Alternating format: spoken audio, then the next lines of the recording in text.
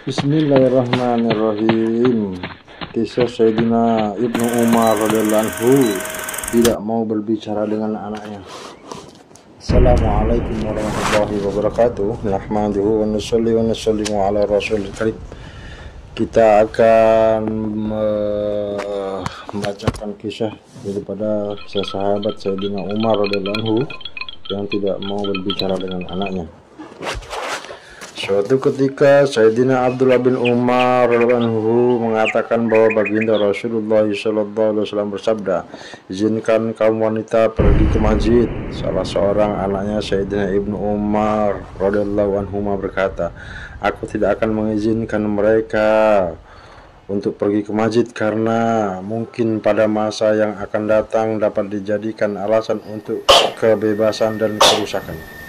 Maka Sayyidina Ibnu Umar radhiyallahu anhu sangat marah kepada anaknya dan berkata, "Aku menyampaikan sabda baginda Rasulullah SAW kepadamu tentang bolehnya wanita pergi ke masjid, tetapi kamu malah tidak mengizinkan." Setelah kejadian itu, Sayyidina Abdullah bin Umar radhiyallahu anhu tidak berbicara lagi dengan anaknya untuk selamanya. Hadis riwayat Muslim dan Abu Daud dalam kitab Fadilah Amal. Faedahnya, kerusakan yang dijadikan alasan oleh anaknya Sayyidina Ibnu Umar radhiyallahu anhu di masa yang akan datang adalah berdasarkan kerusakan yang dia lihat pada zamannya. Sayyidatina Aisyah radhiyallahu anha sendiri pernah berkata, seandainya baginda Rasulullah SAW menyaksikan keadaan para wanita pada zaman ini, tentu beliau akan melarang para wanita pergi ke masjid. Padahal zaman Sayyidatina Aisyah radhiyallahu anha belum begitu jauh dari zaman baginda Rasulullah SAW. Meskipun begitu, Sayyidina Ibnu Umar radhiyallahu anhu tidak tahan ketika mendengar sabda baginda Rasulullah SAW. Diragukan atau masih dipikir-pikir karena khawatir sabda baginda Rasulullah SAW diingkari. Ia rela tidak berbicara seumur hidup dengan anaknya. Para sahabat radhiyallahu anhu sangat menjunjung tinggi sabda baginda Rasulullah SAW, walaupun harus menahan penderitaan dan kesukaran, sehingga sangat sulit bagi mereka untuk melarang wanita pergi ke masjid. Meskipun ketika itu kerusakan dan fitnah sudah terlihat. Sayyidatina Atiqah radhiyallahu anha adalah seorang sahabiah yang telah menikah beberapa kali, di antaranya dengan Sayyidina Umar radhiyallahu anhu. Sayyidina Atiqah radhiyallahu anha sangat suka pergi ke masjid, padahal Sayyidina Umar radhiyallahu anhu tidak menyukainya.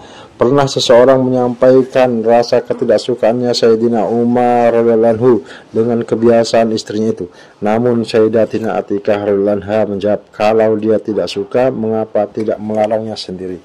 Kemudian setelah Sayyidina Umar radhiyallahu anhu meninggal dunia, maka Sayyidatina Atiqah radhiyallahu anha dinikahi oleh Sayyidina Zubair radhiyallahu anhu. Sayyidina Zubair radhiyallahu anhu juga merasa tidak senang dengan kebiasaannya Atiqah radhiyallahu anha ini pergi ke masjid, tapi ia tidak mempunyai alasan untuk melarangnya. Kemudian suatu ketika Sayyidina Zubair radhiyallahu anhu duduk di jalan yang biasa dilewati istrinya untuk sholat isya. Ketika istrinya lewat di depannya, maka Sayyidina Zubair radhiyallahu anhu menggodanya. Suami tentu boleh menggoda istrinya, namun istrinya tidak mengetahui siapa yang menggodanya karena keadaannya gelap. Setelah peristiwa itu, Sayyidatina Atiqah radhiyallahu anha tidak pergi ke masjid lagi. Hari berikutnya Sayyidina Zubair radhiyallahu anhu bertanya kepadanya, "Mengapa engkau tidak pergi ke masjid lagi?" Maka Sayyidatina Atiqah radhiyallahu anha menjawab, "Sekarang sudah bukan zamannya lagi." Demikianlah kisah daripada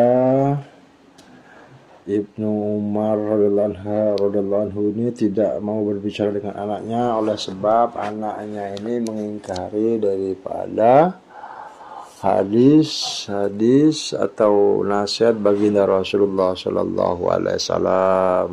Padahal wanita pun boleh pergi ke masjid, tetapi karena bapak ini menyampaikan, kemudian anaknya Ibnu Umar ini mengingkari, maka sangat sakit hati bapaknya dengan nasihat baginda Rasulullah SAW diingkari. Masya Allah, begitu tawajuhnya mereka ini terhadap nasihat-nasihat baginda Rasulullah Shallallahu Alaihi Wasallam.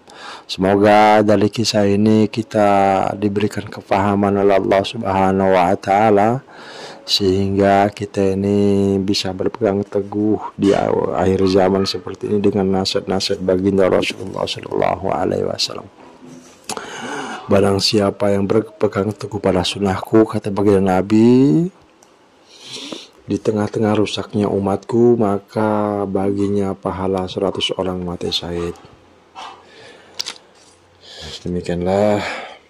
Semoga Allah Subhanahu wa Ta'ala senantiasa berikan taufik dan hidayah pada diri kita dan memudahkan kita untuk mengamalkan serta menyampaikan. Wassalamualaikum warahmatullahi wabarakatuh.